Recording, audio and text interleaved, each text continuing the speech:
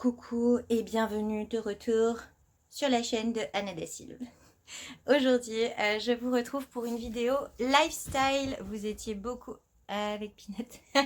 Vous étiez beaucoup à m'avoir posé des questions. Hop, des questions sur du coup l'entrepreneuriat et au vu des questions c'était un petit peu toujours les mêmes. Je me suis dit que c'était beaucoup plus simple en fait de vous faire une vidéo pour vous répondre à tout ça et essayer d'être du coup le plus clair possible. Donc du coup j'ai fait une petite note pour pouvoir tout retrouver. Donc la première question, c'était vous raconter un petit peu mon parcours. Donc du coup, moi de base, c'était pas du tout mon métier, même si jamais j'ai fait une école de commerce et que j'ai eu 2 masters dans mon école de commerce. Je partais plutôt vers des études en finance. Moi, j'ai travaillé du coup en trading et en salle de marché. J'étais à Londres pendant un peu moins de 5 ans. Et du jour au lendemain, en fait, j'ai craqué, j'ai eu un burn-out. Je me suis rendu compte que j'étais vraiment pas heureuse, que ça me correspondait pas. Quand je l'ai dit à mes proches, au début, mes parents, par contre, eux, étaient pas du tout contents que j'ai arrêté. Par contre, pas mal de mes proches, comme mon oncle, des copines, m'ont dit, enfin, t'ouvres les yeux, c'est un métier qui te correspond pas du tout. Je vous avoue que je savais pas du tout ce que j'allais faire. Et en fait, j'ai pris à peu près un mois pour décider. Et il s'avère que les étoiles, on va dire, se sont un petit peu alignées. J'ai eu la chance d'obtenir un contrat à Londres. Il y a eu du bouche à oreille qui s'est fait. Ça a commencé à se développer vraiment du bouche à oreille. Et j'ai eu mes premiers contrats et j'ai avancé comme ça. Je suis rentrée du coup de Londres à Paris puisque tous mes contrats du coup se sont développés à Paris. Donc du coup, comment est-ce que j'ai trouvé mes premiers contrats? Donc vraiment, mon tout premier contrat, c'était à Londres, comme je le disais. J'avais mon coach sportif qui participait à l'ouverture d'un complexe de sport. Ça semblait un petit peu, on va dire, si vous connaissez, si vous êtes de Paris, à chez Simone. Donc une maison où on peut faire du yoga, où il y a une cuisine. Et en fait, c'était tout nouveau. Ils avaient besoin de quelqu'un qui allait s'occuper du coup des réseaux sociaux, qui allait un petit peu les aider à se lancer, de quelqu'un aussi qui allait lancer la carte et quelqu'un qui allait s'occuper de la journée de lancement. Donc voilà, j'ai été missionnée pour quelque temps à bosser sur ça. Ça s'est super bien passé. J'ai appris énormément pendant cette période puisque je ne connaissais rien à tout ça. J'aimais cuisiner mais je cuisinais pour moi. Là il a fallu que je trouve des fournisseurs. Je m'occupais que de mon Instagram. Il a fallu que je m'occupe d'un Instagram de quelqu'un d'autre et puis surtout commencer de zéro puisqu'il n'y avait rien du tout, que c'était même pas construit quand j'ai commencé à m'en occuper. Donc ça s'est fait comme ça, le tout premier. Le premier en France, c'est aussi fait du bouche à oreille puisque c'est quelqu'un qui connaît très bien mon grand frère, qui a su que j'avais quitté mon travail, qui aimait bien ce que je faisais et qui a eu envie de me faire confiance. Et l'autre contrat que j'ai eu en France, c'était la petite sœur d'un copain qui lançait son café. Donc voilà, les tout premiers, c'était vraiment les étoiles qui se sont alignées, le bouche à oreille, les personnes que je connaissais. Et je pense aussi ma motivation forcément et ma détermination et montrer que même si c'était pas mon métier, j'en voulais en fait. J'étais pas heureuse dans ce que je faisais et j'étais déterminée à être heureuse, à être sur le terrain, à apprendre et apprendre de tout. Voilà. Après, donc, est-ce que je m'étais renseignée sur comment faire? Je m'étais plus ou moins renseignée parce que déjà, donc pendant mon stage de dernière année, j'ai fait de l'audit et de l'expertise comptable, donc ce qui fait que je connaissais un petit peu les lois. Je suis pas non plus partie à l'aveugle, mais je l'ai pas fait comme je recommande de le faire. Moi, je l'ai fait vraiment sur un coup de tête comme ça. J'ai dit je quitte mon job, je sais pas ce que je vais faire, mais il faut que je fasse autre chose. Je vous conseille quand même de prendre votre temps. Ce que j'ai fait, c'était très risqué. J'ai eu beaucoup de chance que ça se passe comme je voulais que ça se passe. Et ça aurait pu être désastreux. Donc surtout, renseignez-vous. Mais c'est jouable et vous n'avez pas besoin d'avoir les diplômes pour, vous n'avez pas besoin d'avoir la communauté pour, puisque quand je l'ai fait, j'avais 4000 abonnés, donc c'était pas non plus énorme et pas suffisant pour en vivre. Et finalement, tout est possible quand on a envie. Alors ensuite, ah oui, vous êtes beaucoup à m'avoir dit que vous ne saviez pas comment déterminer vos prix. Alors ça, c'est extrêmement compliqué.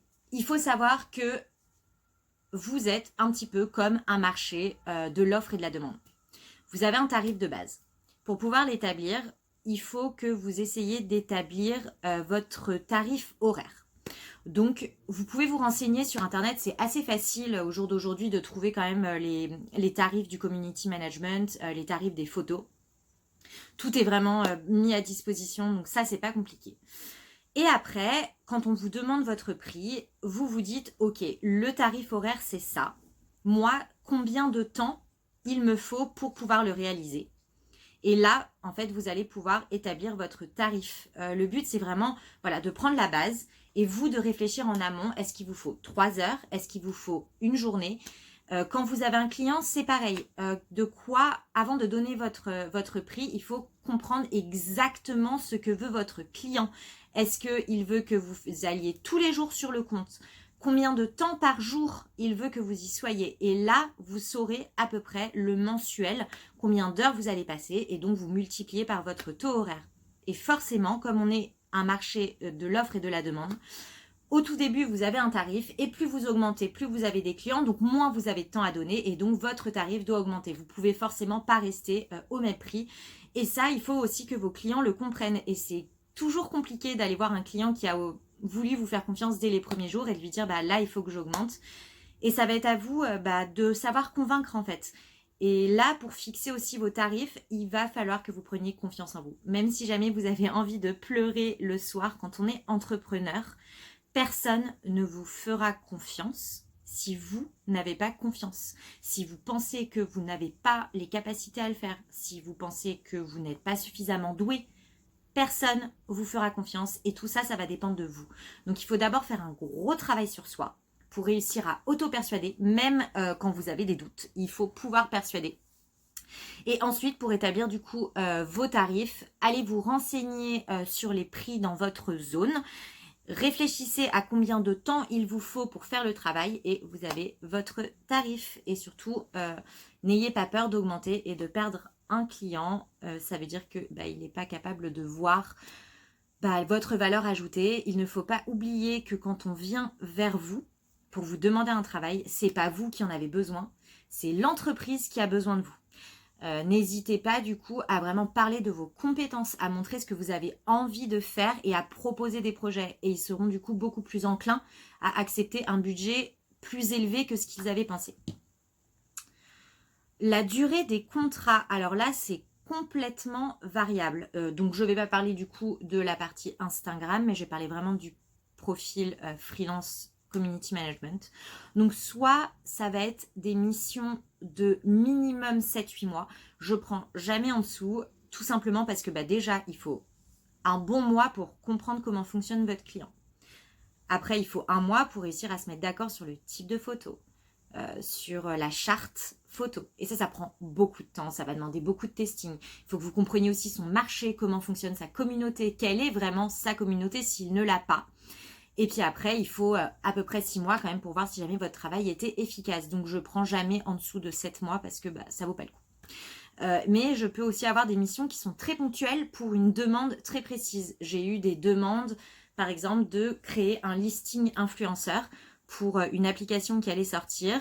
Ça a pris 2 mois. 1 mois pour faire le listing, pour montrer le listing, pour valider les profils et 1 mois pour pouvoir contacter et mettre en contact avec l'entreprise. Je peux aussi avoir des soirées influence pour le lancement d'un restaurant. Et donc ça peut être très ponctuel sur 1 mois ou 2 mois. Voilà, et ça c'est prévu pareil en avance et c'est une mission bien réglementée qui ne va pas au-delà de l'aspect community management. Ensuite, quels ont été mes doutes? Tellement de doutes. Je pense que même aujourd'hui j'ai des doutes. Déjà c'est super dur quand un client vous dit en fait j'aime pas. En fait il me faut autre chose.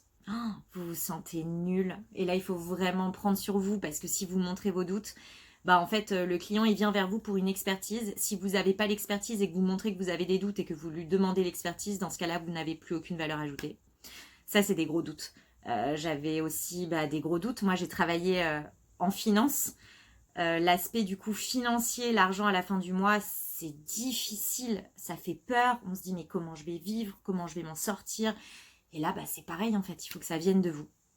Donc ouais, je pense que mes doutes, ça vient surtout de l'aspect financier et aussi l'aspect humain en fait.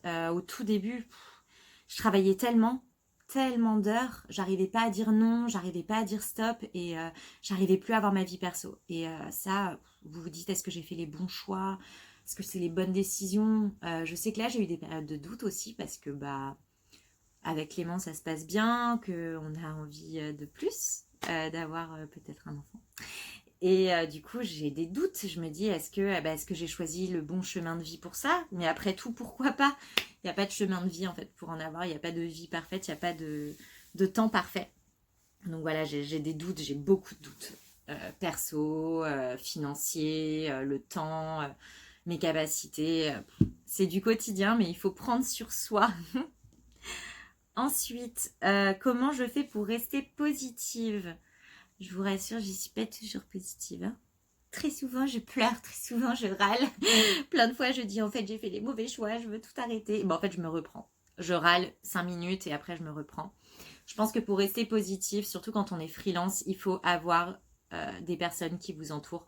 Moi, j'ai de la chance d'avoir rencontré des très bonnes copines sur Instagram qui sont devenues des amies, pire que chères, des amies extrêmement proches. Et au moins une fois par semaine, on bosse ensemble. C'est-à-dire qu'en fait, on bosse pas sur les mêmes projets. On va s'asseoir dans un café et en fait, on s'entremotive. On se dit, mais c'est bon, tu vas y arriver. On lui demande son avis. Et toi, qu'est-ce que t'en penses? Est-ce que tu as des idées? J'ai ce nouveau client, je galère. J'ai ce problème-là avec ce client. Est-ce que toi, tu l'as eu? En fait, vous créez votre réseau. Vraiment, vous créez votre réseau et se motiver les unes les autres. Et puis après, aussi, une autre façon pour rester positive, c'est vous rappeler que vous n'êtes pas surhumaine, que vous avez le droit à des breaks. Il y a des jours où vous n'êtes pas créative. Et en fait, l'avantage quand on est freelance, c'est que vous êtes votre propre chef. C'est-à-dire que si ce jour-là, vous n'êtes pas créative, perdez pas votre temps. En fait, ça va encore plus vous démotiver. Juste, prenez une journée, voilà, faites le strict minimum, vraiment, genre répondez à vos mails, faites l'administratif, voilà. Et le lendemain, vous y reviendrez et ça ira mieux. Sortez, prenez une journée, tant pis, vous êtes freelance, vous allez travailler le dimanche, mais vous avez pris votre vendredi parce que ce vendredi-là, ça n'allait pas. Et en fait, il faut accepter que ça n'aille pas, se dire, ok, aujourd'hui, du coup, je prends un break et c'est pas grave. Et demain, ça ira mieux. Séparer le pro du perso. Ça, c'est très, très, très, très compliqué. C'est très compliqué pour plein de raisons. Alors, c'est très compliqué déjà pour ma propre vie perso. Alors, est-ce qu'on voit mieux comme ça? On voit mieux comme ça. En plus, on voit un petit peu Pinette avec ses petites oreilles. Séparer le pro du perso, c'est compliqué. C'est compliqué quand vous êtes sur votre téléphone toute la journée. J'ai de la chance, j'ai un copain qui comprend mon mode de vie. Ça n'a pas toujours été le cas. J'ai mis quelques temps à trouver la perle rare. Ouais, c'est compliqué. C'est compliqué aussi quand vous vous entendez vachement bien avec un client qu'il faut augmenter. C'est super dur. C'est super dur aussi quand vous aimez énormément un projet et que vous avez plus le temps de le faire et qu'elle affecte. Quand vous aimez énormément un projet et que la personne n'a pas de budget et que vous pouvez plus le prendre en fait et que vous avez envie. C'est dur de séparer le pro du perso. Déjà, je pense qu'il ne faut pas les associer. Voilà. Vous avez des clients qui deviennent des amis et il faut que entre vous, vous compreniez qu'il y a la relation amicale et il y a la relation bureau et que quand on est dans une relation bureau, on a beau être amis, business is business.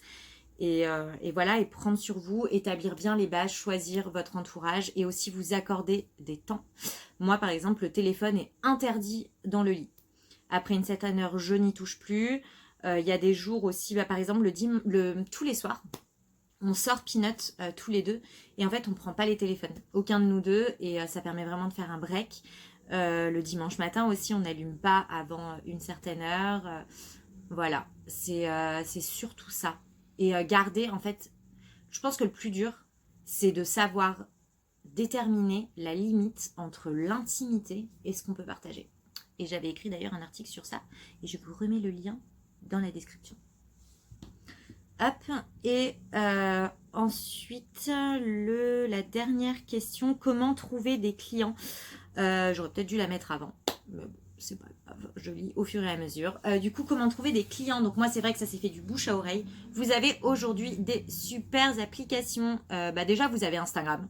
Clairement, c'est un super bénéfice. Il faut que vous sortiez de chez vous. Les clients, ils vont pas venir à vous si vous restez chez vous. Il faut que vous sortiez, il faut que vous alliez rencontrer des endroits, il faut que vous découvriez vous-même des marques pour trouver des problématiques de marque, pour trouver des problématiques d'endroits. Il faut aussi professionnaliser votre Instagram puisque votre Instagram en fait devient votre portfolio. On a le CV et puis on a l'Instagram. L'Instagram qui va devenir un petit peu vraiment votre vitrine, votre talent. Donc ça, il faut le professionnaliser absolument si vous avez envie. Et puis après, aller sur des plateformes. Vous avez notamment Malt qui est génial, M-A-L-T. Quand on est freelance, vous pouvez dire combien de temps vous êtes freelance par semaine, combien d'heures vous avez à dédier, si vous pouvez être chez le client, si vous ne pouvez pas y être, vous pouvez vraiment établir toutes vos compétences. On peut même venir vous voir juste pour établir un dossier, juste pour avoir du coup un dossier influence. Donc c'est une super application. Bon, je vais arrêter là. Du coup, je pense avoir répondu à toutes vos questions. J'espère que ça vous a plu comme vidéo. J'espère surtout que j'ai répondu à toutes vos questions. N'hésitez pas en commentaire si vous en avez d'autres à me le dire et à partager cette vidéo, à la regarder, à la commenter et à échanger avec moi parce que c'est quelque chose que j'adore et je vous fais plein de gros bisous.